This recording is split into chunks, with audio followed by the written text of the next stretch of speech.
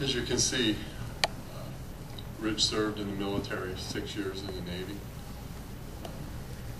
And it was something he was extremely proud of. So I'd like to just, before I get started here, I need to say one more prayer here. Dear Heavenly Father, Lord, I just come before you today, Lord, and I ask for your strength. I pray, Lord, I can do nothing without your help here. I pray that you give me the words to say. I ask, Lord, that you would help me to clarify everything that you've been pouring onto my heart, Lord, that's bringing healing in my life. I pray, Lord, that it would do the same for everyone in this room. And I just thank you now and invite your presence with us. Thank you. So let me tell you a little bit about my brother. Rich was born 39 years ago in Pasadena, California. He has a brother, that's me. I was his favorite brother. I happen to also only be his only brother. He also had a sister, has a sister, Jamie. She's over here. And we have our mom and dad, Bill and Sherry Henley. 39. We grew up in Big Bear, California. It's a small mountain town, kind of like this, small community. We can see from the outpouring here, John's support. It's awesome.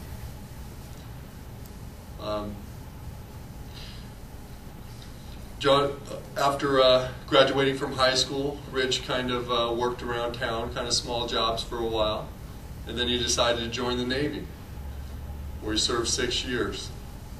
In 1993, he married Casey. They were both in the military at the time, in the Navy. In fact, Richie was also an airman. He did test equipment repair for the aviation equipment. About a year after their marriage, John was born, in 1994. So a few years went by, and Casey and John have been living here in Chickasha pretty much John's whole life, huh? And Rich was working odd jobs around California, mostly construction. He was a handyman, electrician, framing. He did a lot of contract work, construction. You name it, my brother could fix it. I guess about 6 years ago, he decided to go back to school, and he went to school to become a lineman in Grand Junction, Colorado, where I was living with my family in Colorado as well. Well, he did that, and then he moved to Kingfisher, and he was a lineman there. I believe we have some of those folks here today.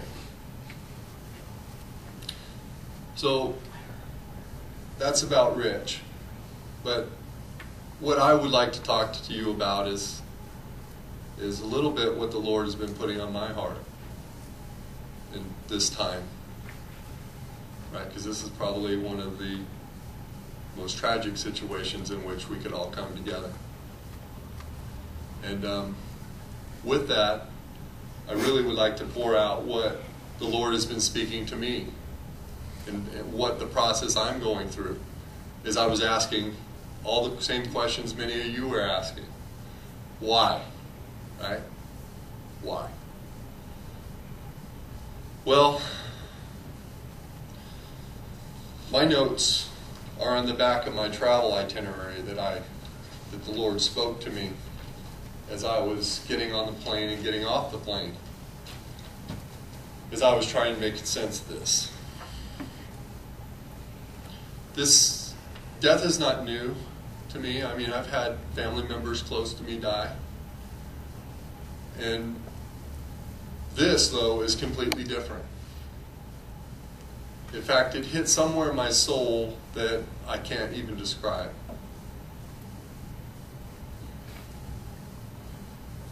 So, I have to ask why. My question was why, Lord? Why is this type of loss so much different than any other loss that I've faced? I've lost shipmates in the Navy. You know, I've lost loved ones, grandparents, father-in-laws. This is different. So hopefully you'll give me a little leadway. This isn't my profession or occupation, speaking in front of a crowd like this. So I'm going to try and pour out to you what the Lord has been speaking to me to help me through this time.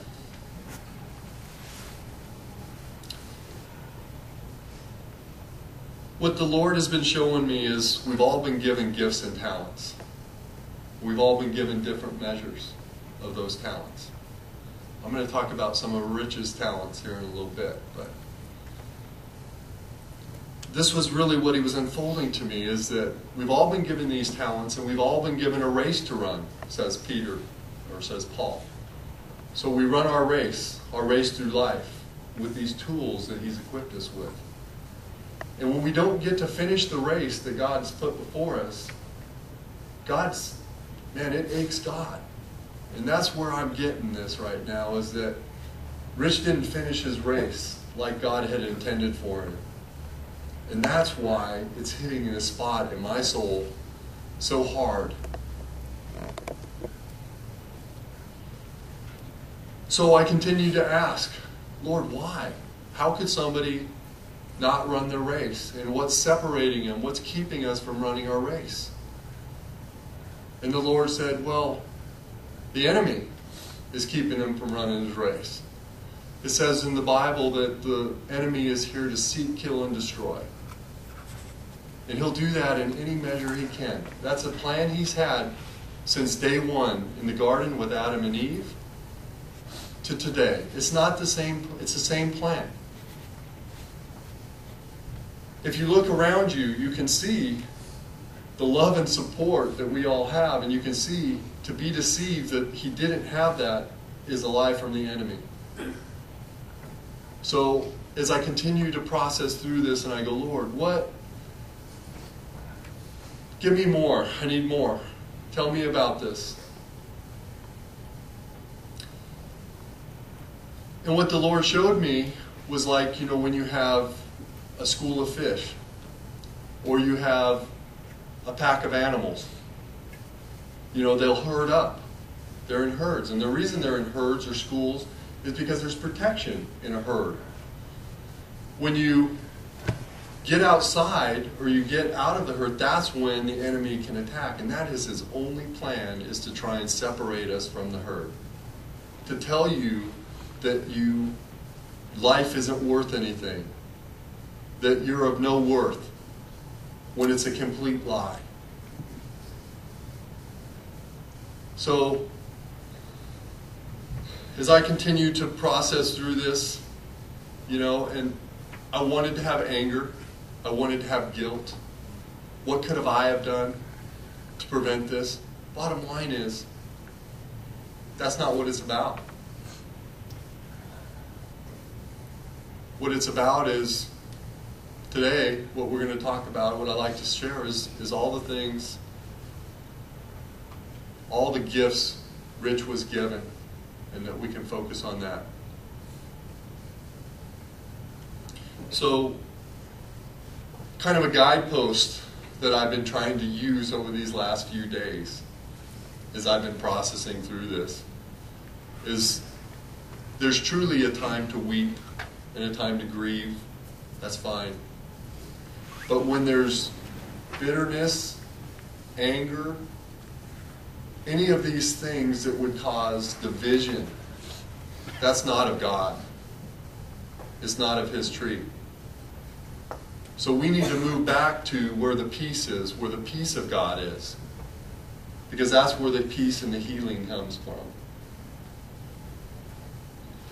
That was page 1.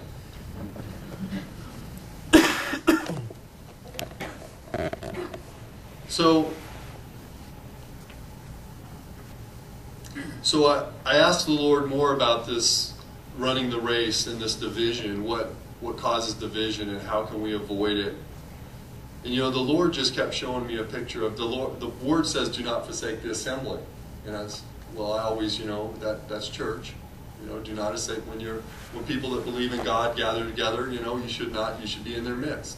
Well, why is that? Well, that's because from a spiritual sense, that's your spiritual covering. That is your herd, your school. And when you stay in that, you're getting your spiritual, moral support. Same thing with your network of friends. Staying tight, lifting each other up when each of you are down. Family, when we come together, times like this.